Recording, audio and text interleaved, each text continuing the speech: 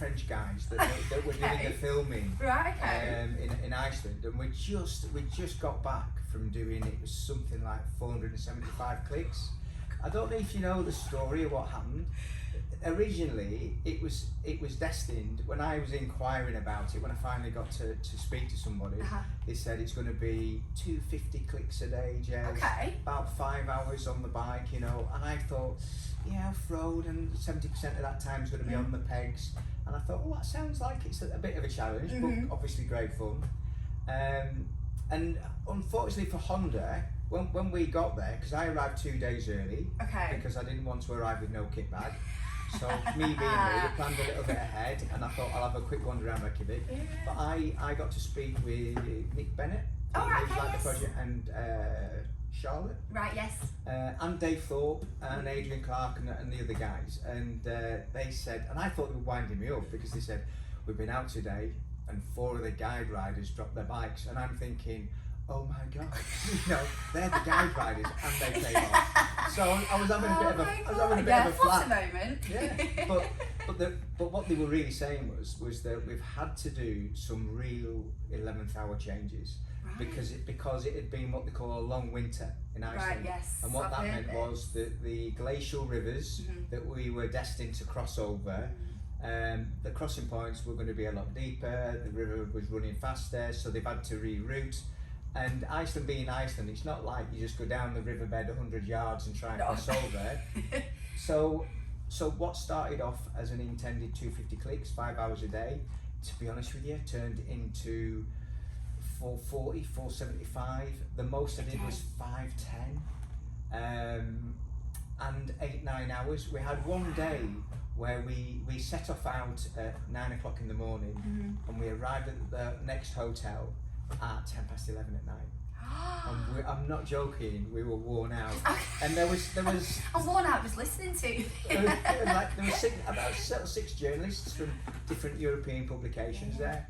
They're obviously very, very accomplished riders, and there'd been an error with the sat nav and one thing and another, you know, all very honest mistakes. And they said, listen, if anybody wants a break, because you've got another 130 clicks to go, you know, we don't mind. And I thought, you're not having that. There's no way. And we all looked at each other, mate. No, you know, we keep going. We're on it. We're on it. So when you've got there a little bit earlier to sort of, like, you know, like you said, get yourself, you know, familiar and things like that, your kit bag, etc. So how did it all come together for day one then? Was there a bit of an icebreaker, a meet and greet? How did it all sort of start? How did it all come about? So, I mean, I first discovered Honda Adventure Road's programme on the internet. Okay. And I saw the first one, which was the Norwegian one, and then I caught, they were just about to go and do the South African one. Yes. And I thought, that looks cool. Yeah. And I quite like the idea of that.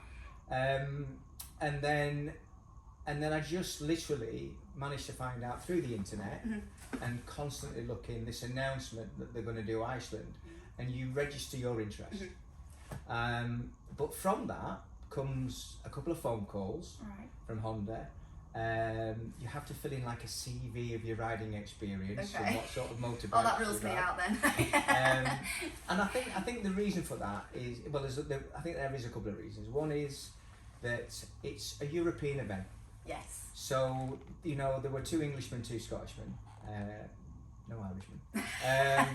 2 Englishmen, 2 Scottishmen, and then there was Spanish, Portuguese, German, Austrian, and there was something in the order of around 11 different nationalities. Okay. And that, for me, I thought that was quite cool. Yeah. So you do this CV, you fill it all in, and what actually happened, so this would be in 2019. It was going, but this was pre-COVID, all this kicked off, wasn't it? Yeah. So I got this very nice email saying, you know, thank you very much, Jez, but the 30 places have now been filled.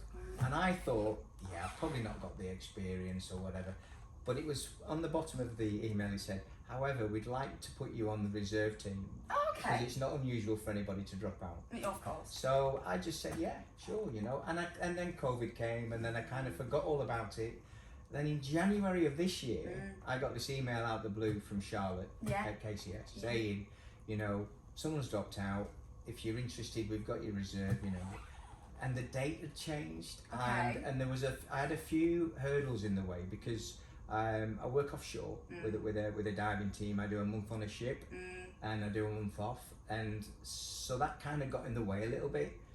But I have a very understanding boss. It'd have to be. Yeah, and the reality was that I managed to get the time out. Great. So I missed a full rotation of a month offshore, and then I thought, right, well, because I've got this extra time, because I'm used to travelling, because I have had my kit bag lost in the past, just going to work, I had this fear of rocking up in Iceland with no crash helmet, no gear, and I'm like, and then you're going to be running around and you're going to be on the back foot. So I thought, we'll go a couple of days early, have a look, do a little sightseeing. So did you? So at this point, you've gone on your own. At this point, you know nobody. You've Didn't not know been anyone. touch base with anybody. Yeah. So perhaps what I should say. So once you know I'd agreed to go, you get this app from Honda called the HAR, Honda Adventure Roads app, and the only people that have access to it are those that are going. Brilliant. And of course the events team. Yeah. Very clever little app, really well thought out by Honda. I've got to give them that because it had everything. This is the hotel you're staying on the first night. This is what you're having for tea. Oh, brilliant! You know, I love that organisation. and it worked really well. Yeah. So the very first day, people were arriving around midday to mid afternoon. So there was an evening dinner. People giving talks, the proverbial HSE talk and safety talk had to go ahead. Keep your eyes open, it'll be fine. You can get through it. And the teams were the riders were all introduced, the guide riders and people like that, Dave Thorpe, people like that. Yeah. And then we were told how it would all sort of pan out. So that was the first day. So the next morning we went down into the garage of the hotel, and there was a total of 46 new Honda Africa Twins that had all been barriered off, that were sat there gleaming. And what was a really nice touch is that I know you guys have got your hands on some of the we have the bikes, we have 6. But as you approach your bike, you were told so my bike was bike number 8. Yeah. And that was all about so that if you had an issue, you could say to the technicians, "Can you look at this on bike number 8?" But your name was on the screen, and it was all a little bit personal. And I thought, oh, well done. Yeah. So you had the same bike every day. Yeah. So that morning, the first thing we did was we went off to a dealership just to do a photo shoot outside. And then we went down the road and we went to a motocross track. Oh, right. And it was the local Reykjavik Motocross Club's track. Wow. So it was the real deal. Yeah. And then we were broken down into 4 groups, and we spent about 4 hours. So we were there a while, riding around the motocross track, getting used to the bikes. But at the same time, you had people like Dave Thorpe, and then you had the 3 factory riders there. Ricky Brebeck and Nacho, the Chilean guy, and Adrian, the French chaps. Lovely blokes, all top of their game. Of course. Dave Thorpe, 3 times world motocross champion. So he knows a thing or two, doesn't he? To the Brits, he's a real. If you like your off road, he's a real. Absolutely, he's got his own obviously his Honda school as well. So absolutely. He does, and that was always an intention of mine, but work got in the way, and I thought, I'll go down. I'll do the 2-day Africa Twin course, get used to it, a little bit of off roading. I thought, and that'll stand me in good stead for when. But no, you decided to do it full and proper and wait till you got to Iceland to do it. Yeah, I did. Yeah, so the biggest thing that I'd ever hit off road was Asda's curb in the car park, and that was about it. I mean, when I was, I'm knocking on a bit older. When I was 21, I had tried a little bit of off roading, but that was a long time ago. So I did go there, in all honesty, unprepared, I would say. So I kind of got through with the skin of my teeth. How did you feel in comparison to the other riders there? Did you get a sense that there was a bit of a split in the pack as to who was probably a bit more on the game, who was a little bit more new to this, or was it all quite blended? No, very, very, very much so. And again, it was down to Honda, because what they did was they had people like Dave Thorpe. We were all broken down into 4 groups because there was 4 little trial tests, if you would, and then what he did is he monitored them, and he marked us all in his opinion of ability, and then they regrouped us. Okay. So you were always in, yeah. you know, so if you had a group that was, say, if you want to call them a fast group, yes, and then you'd have my You're group, into and then you'd have my group at the back, and that's how it was. But I honestly thought, oh my God, this is, because some of the lads were flying around the motocross track, and they're not a small bike. No, they're not. And, or a light bike. Yeah, and I just thought, I might have bitten off a little bit more than I can chew here, he said, smiling to himself and looking around. But it turned out we were all put into similar capability groups, so that was fine. But with the added difficulty that Honda had, as I said, because of the long winter, they had to change a lot of it. And day 2 was supposed to be an easy day and to get us into it. And unfortunately, it went from, you know, being a 200 or 190 kilometre day to a 430 day. And that's effectively day 1 then, is it? And On the ride? Yeah. And It's so, classed as day 2, but realistically it's the first time you're out on this thing full and truly. So everybody was, you know, given more time to get used to it, those that needed to get used to it, people like myself. Yeah. So then you cracked on, you know. So from that would be day 1. So we did the motocross track, then we went to the hotel, that lovely hotel, and the accommodation varied greatly. Okay. It was and I mean that in a nice way, because at the end of the day, you know, if you are in the middle of Iceland, in the middle of nowhere, if you're expecting the Hyatt Regency, you're going to get a bit of a wake up call. A little bit optimistic, yeah. So, but the hotels that we did stay at that were the real deal were amazing, and they were top of the range. The food was very, very good.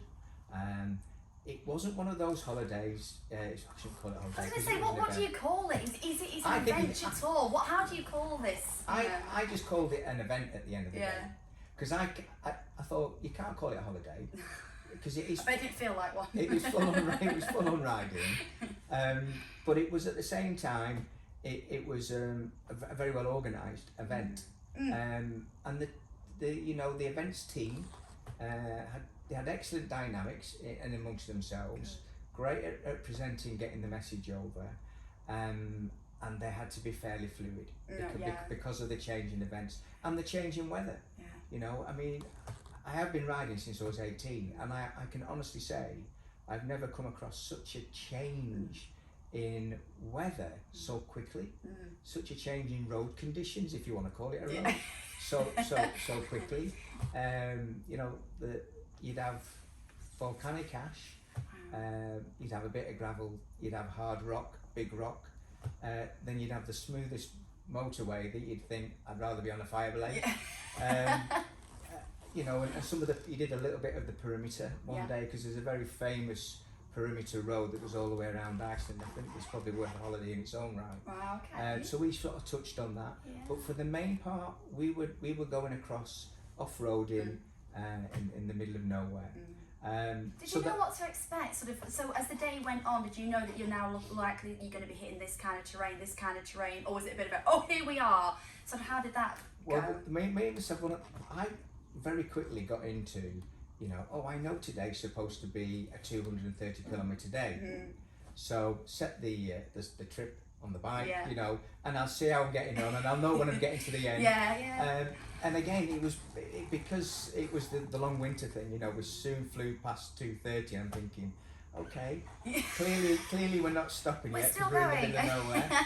But the way the day would work, a typical day, not that there was a typical day, but a typical day would be, you know, I'd get up about 6, I'd have my breakfast, we'd have a rider's brief at about 8 o'clock-ish, maybe 7:30, which was always a laugh. And you'd have Dave Thorpe, a chap called Jon from AmazingTours.com, who was in bed with Honda to help smooth things across, you know, like a local guide. They were really good guys. They had a couple of riders with them that could really ride. But they were just lovely people at the same time. And they were the king of understatement. Right, you know? And so they would say things like, you know, so today is going to be a little windy. And then you know, and Dave Thorpe would say, so we're expecting 1 or 2 river crossings today, guys. And Jon would go, no, Dave, there are several river Yeah. crossings. And we were all sort of looking at each other going, okay, so what have we got coming? So you'd get a good rider's brief, Good. and then you'd set off in staggered groups, Okay. so that you weren't all Hitting on the top same of point, each the other, same point, and then you had an amazing time, and they would say that, you know, on this particular route we're going to ride for it might be an hour or it might be a couple of hours, and then we'll stop for a quick hydration break, a quick energy bar, and then we crack on again. Brilliant. But to come back to the you know, a sort of typical day and the ergonomics of it all, we would be in the middle of nowhere, and we'd stop, and then one of these fantastic Iceland pickup trucks would come trundling past, and it'd have some soup on the back of it, and water, and you'd carry on chat. And then while you were having that, there was another pickup truck had come along with a huge trailer of fuel. Right. So, you know, it's like the size of sort of a domestic household gas tank. Yeah. Full of fuel, and then they would just top each bike Cool. up while you were having your break. Oh, that's good. And then by the time you'd finish your break, your bike was ready to go, and off you went. Fantastic. So the level of organisation in that, and to also tie it in with the fact that they had to change the routes. Yes. I thought, oh, well done, guys. Yeah. You know, It's 'cause very that- thought through, despite the challenges that they've had. Yeah. It felt seamless. It still felt, deliberate. and I know that's not easy, because I'm used to working in remote parts of the world. So the simple things quite often can be the most challenging. So so we would carry on and we go through, and then the river crossings were great. Now I'll own up to the fact that on day one on the motocross track, I dropped my bike twice. There we go. That's the key line. You How know, many times? I dropped my bike How twice. long did it take? And so it didn't take long. For me, it didn't take long. But the only one where I can hold my head up high is I never went over in the water. I needed, but I never went over in the water. But that kind of, as we got to the end, and I think I was running on adrenaline, to be honest with you. But when we got to the end, the penny suddenly dropped about, I thought, one day, because I had one, it wasn't really a breakdown. What all it was we're going over a lot of rocks, and a rock flipped up and broke my stand sensor. Right, okay. I don't know whether you know, but it's a safety issue on many bikes, but on the Africa Twin. So if the engine management system thinks that the stand is in the down position, it won't run. It's not going to fill the engine, is it? Yeah. So the sensor got broke, but the safety truck is never far behind. Okay. I don't know what engine was in it, but it could fly. And it had these huge adjustable tyres on it that they could adjust the pressure on the fly as they were going. So there was one of the events guys, a chap called Struan, who was one of the techs.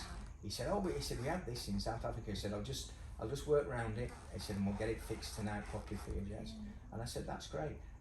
And that is the only, and I mean this honestly, that is the only issue that I know of anybody having. Right, okay. And there were plenty of offs. Yeah, well, I was going to say, so give us the gore stories. Who was the worst off? What was the worst of all of it? There were people in other,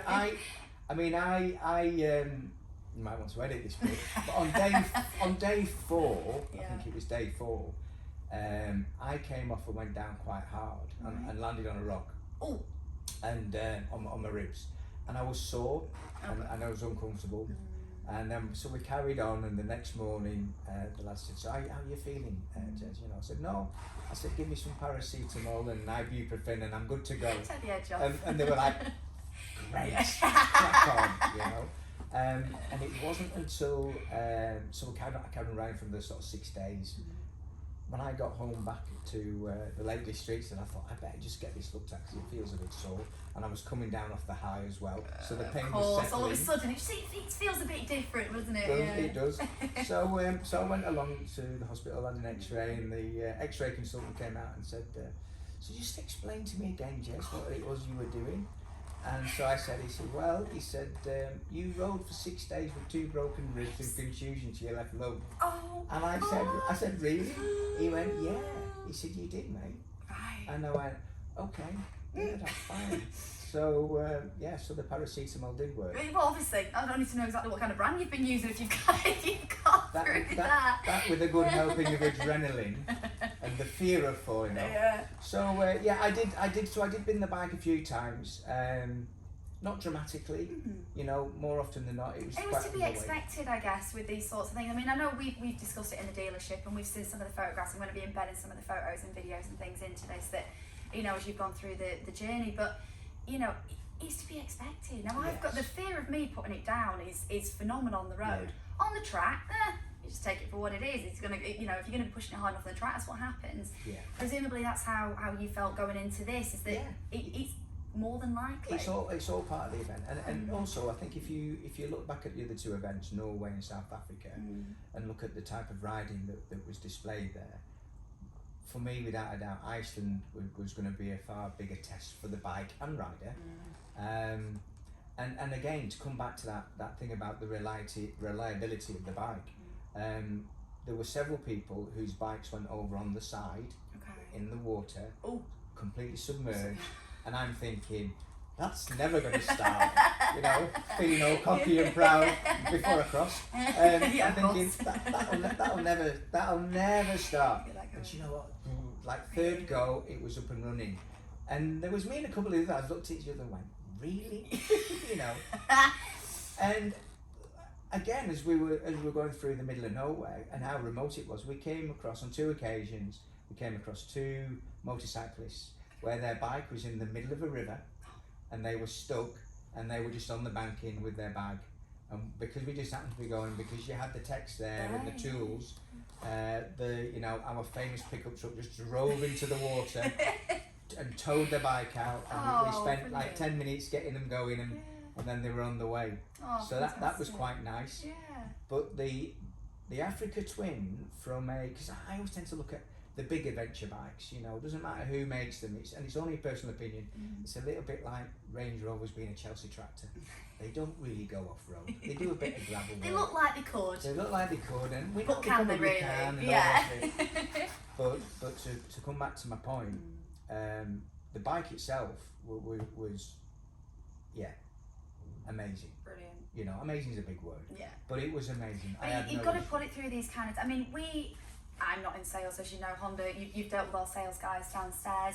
You know, they know how these bikes are and how they perform. Yeah. But it's only when you really put it to the test and come into us and sort of say, it did it, and it would go again. You know, that's when we can start to really understand just what the capability. I mean, I don't think we'll be sending our Simon off to Iceland anytime soon on one of these. So, you know, as much as he might ask and scream and shout. He did say to me, he said, I've got to say I'm really jealous, Jess. I said, well, you just remain jealous, mate. That's exactly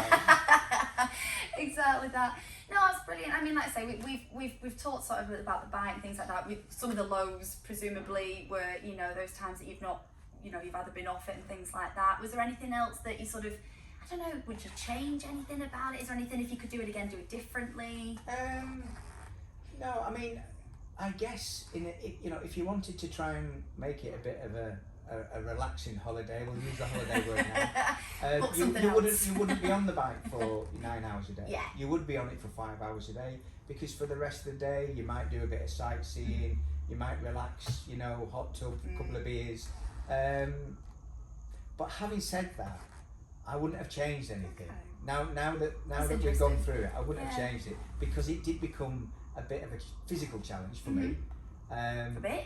It was, you know, it was quite difficult. It wasn't for the faint-hearted, because the weather, the weather was something else. And I remember when I mentioned earlier about Jon saying it's going to be a little windy today. So we'd set off up over the top of these hills on a gravel road, and we're leaning into the wind, you know, and I'm thinking, crikey, this is proper windy, you know. I've seen North Sea wind. Yeah, of course. This is windy. And I'm leaning like that, and I forget the chap's name. He was one of the German chaps. He's in front of me, and he's leaning like that as well. And I'm watching his bike move slowly to the left, and I thought, you need to get it, mate, because you're going to be off the road. And it's going. And it's going, and then because it was raining hard and it was windy, and the viz wasn't great, and then suddenly I saw this bit of a back wheel, and it'd gone off the side of the road. So I pulled up, and I'm leaning into the wind, trying to get my side stand down, put the bike up, and it was that windy. Me and the bike blew over, side stand, side up, over. And a little bit windy. Okay. And then there was another chat stop, and then you all dug in. Wow. There was a lot of camaraderie. So everyone dug in, and we got this chap on his bike and got him going again. The other guy that stopped with me, he got on his bike, and then literally there and then was blown off it. So please tell me this is on your GoPro. Unfortunately, but you know what? At the same time, the next morning we had the riders meeting. Of course. And Dave and Jan, and it would stand for some. Wasn't that fun yesterday? And we're all like thinking, we're lucky to be alive, And I said to Jan, I've got a question. I said, how windy was it? And he said, it was so many meters a second. And I said, what's that in English? Yeah. And he said, he said it was 150 kilometers an hour, which is about 100 mile an hour. And I thought, that'll explain it. That feels about right now you say it like that, yeah. So that was like one of the extremes. Yeah. That windy day was probably the most extreme day that we'd experienced. But then there were times where we did a fairly shorter day, and then we all went off whale watching. Oh, wow. And that was super cool. That was really amazing. Nice. Yeah, 100 ranged these 3 huge rib boats, and the guides knew exactly where to take us, and you got to see the whales, and I thought, this is cool. That is cool. So I wouldn't, to come back to your point, I wouldn't change anything of that event. You do get a lengthy questionnaire at the end, and in amongst it, they do say, if you could go anywhere on another 100 adventure roads, where would you go? And the common sense in me says, well, it's a Europe event, so I was saying like Austria and Morocco and some of the desert oriented places. I think they'd be a good challenge for it. But then, and I thought, well, if I could go anywhere, where would I go?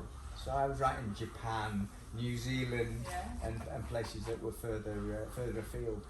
But no, it was good. It was a good example of organisation, and organisation when things change.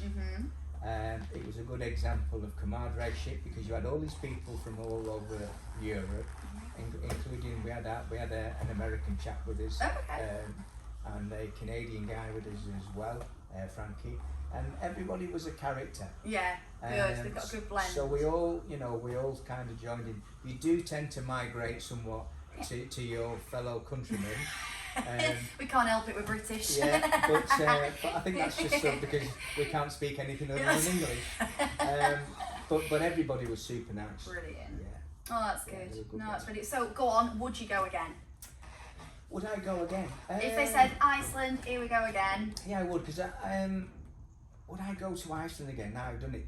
I was really fortunate with Iceland in the sense that it was a country I'd always wanted to visit, and to visit doing what I like doing, riding a bike, doesn't really get much better than that. Ticks the boxes. So it does. So, but would I would go to Iceland again, and to be honest with you, I'd probably maybe even go and get on a bike, and go as a tourist, and just relax. Yeah.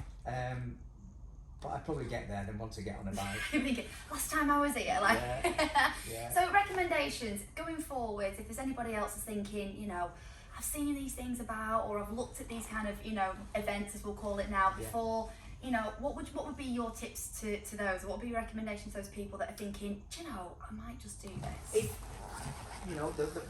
The trick of it also is to register. As soon as you see it, get it registered. Because there was something in the order, I think it was maybe 2,700 people applied. Wow. For what is about 35 places.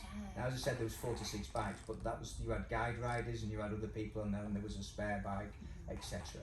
So if you say there was about 35 places out of 2,500 people, you're kind of lucky to get a slot. Yeah, absolutely. And if you also look at what Honda are trying to achieve, they could probably fill that with just a bunch of Brits if they wanted. But it's a European event. Selected. And therefore, you should, rightly so, have that mixed bag of different nationalities.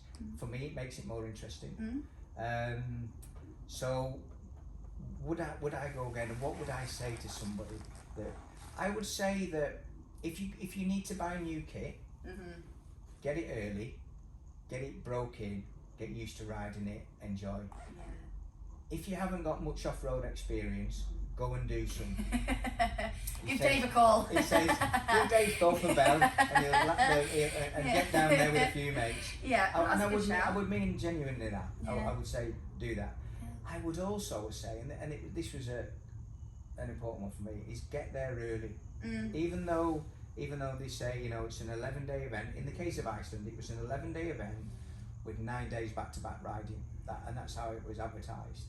So by getting there 2 days early, that allowed me and the airline to lose my bag and find it again. Ta-da! Do a little bit of sightseeing and relax. Just acclimatise and get into the right sort of mindset. Be comfortable that you're ready. You're there from the first evening gathering. Yeah. There was a couple of chaps. I think it was a couple of it might have been a couple of Austrian lads that were sat on the runway because of the weather. Their plane couldn't take off. And we were just getting ready to go in and have the evening dinner, and they weren't happy. So, prepare. Is what I would say. At the end of the event, just about everybody said to me, "I wish I'd chosen to stay an extra 2 days like you, because I can just relax and have a wander around." So for me, by turning it into a full sort of fortnight. That was the biggest thing. That was the right decision, definitely. Sounds people will look at it and say, "Ooh, it's a lot of money. It's not a cheap event," and it isn't from this is going to cost you X thousands of pounds. But if you actually break it down and think, hang on a minute, you're getting to ride a brand new Honda Africa Twin. Somebody's prepared it for you. Somebody's going to fill it full of fuel, sort out all your insurance. If you have a bad day and you've got to come home, they'll make sure you get home. All those kind of things. The hotels were amazing that we stayed in. We did have a night in glamping. Oh, nice. Was it glamping? It was glamping. Okay. when you have a heated blanket, it's glamping. That's glamping. That's it. It's got power. And a proper mattress. So from the glamping through to the sort of the walker's hut, as we all called it, to some very, very nice hotels. I think it represents good value for money, even though it's a lot of money.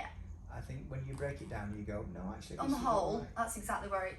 You've got 3 Honda factory Dakar riders.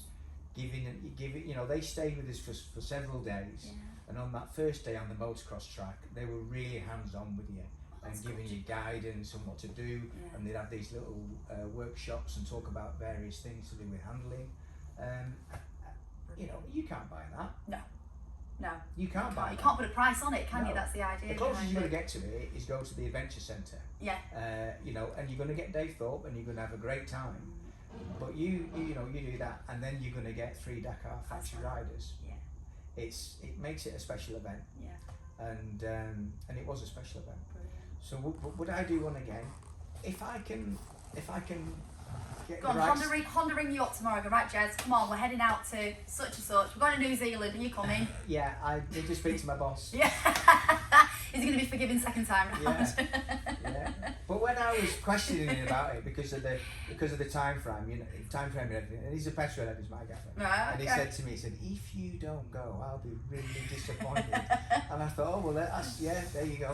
That's a green light. That's good. And he said, are you going to say to yourself, when you're 80 odd and you're sat there dribbling, he said, are you going to say to yourself, I'm really glad I worked in 2022? Or are you going to say in 2022, I rode across Iceland? So, And now a proud owner of an Africa Twin as well. Well, I had 3 Africa Twins before going to Iceland. But whilst we were over there, I raised the question to the guys saying, I take it these will just get out to the dealership and get sold, and they said they said they get evaluated and cleaned up or whatever we choose or not to cleaned up as we've been as we've been left with them and been requested to leave them in that way as well. So and they said no, we'll take a noted interest of those, and so my current Africa Twin is coming up for 3 years old. The bikes we rode were brand new. Yes, I dropped it several times, but every scratch, every knock, every ding, I know where it came from. I know the day I did it, what I was trying to do, and what I didn't manage to achieve to do. Hence, I fell off. Yeah. So your Icelandic Africa Twin is on its way back with you today? Yeah, even though meeting you today, you know, as Neil had asked, I brought my Africa Twin in, and I'm picking up my Iceland one today. So it might be it's like being reunited with a lost friend. I like that. That's brilliant. No, it's really good. Well, listen, thank you so much for coming and taking the time to speak with us today. Oh, you're welcome. And I'm waiting on the next adventure and the update. Yeah, the sort of thing is they'd have a habit of not really announcing it until the last minute. So that's the trick, isn't it? You've There, got so to keep your eye on the ball. Yeah, keep looking on the internet. Yeah. It's on Honda's site, is this? Like so normally? it's Honda Adventure Roads. Right. And it is advertised through the Honda site as well. Yeah. But they have their own Instagram Instagram and all the rest of it. Yeah, I've never done so much media. Welcome to my world.